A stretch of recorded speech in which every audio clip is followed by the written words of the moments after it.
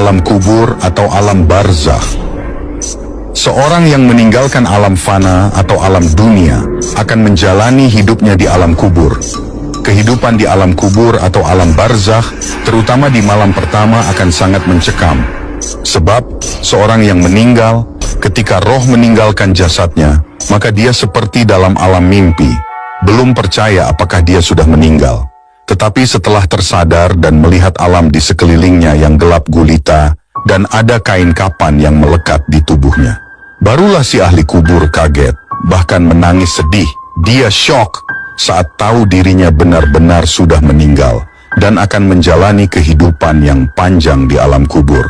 Demikian sebuah gambaran tahapan pertama setelah kematian.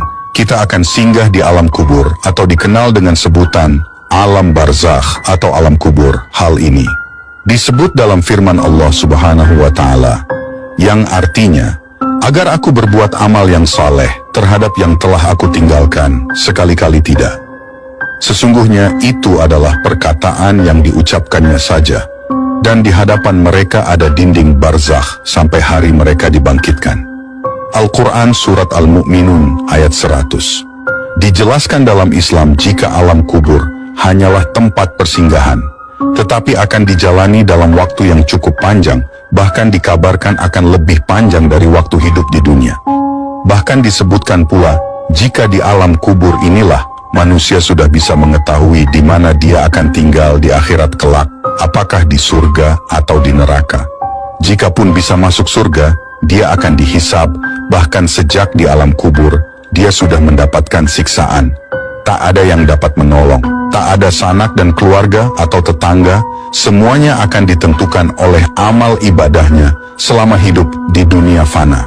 Bahkan disebutkan dalam hadis, akan datang dua sosok malaikat yang bernama Munkar dan Nakir, yang artinya, oleh karena itu, sebagaimana hadits riwayat Utsman bin Affan, apabila mayat telah dikuburkan, Rasulullah Shallallahu Alaihi Wasallam kerap berdiri di samping kuburan tersebut dan berkata, mohonkanlah ampunan untuk saudara kalian dan mintakanlah keteguhan untuknya karena dia sekarang sedang ditanya.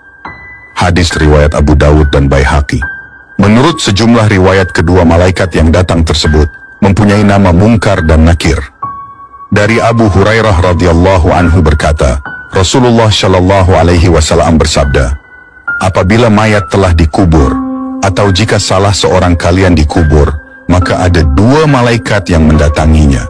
Yang keduanya hitam kebiruan, diberi nama Munkar, dan yang lainnya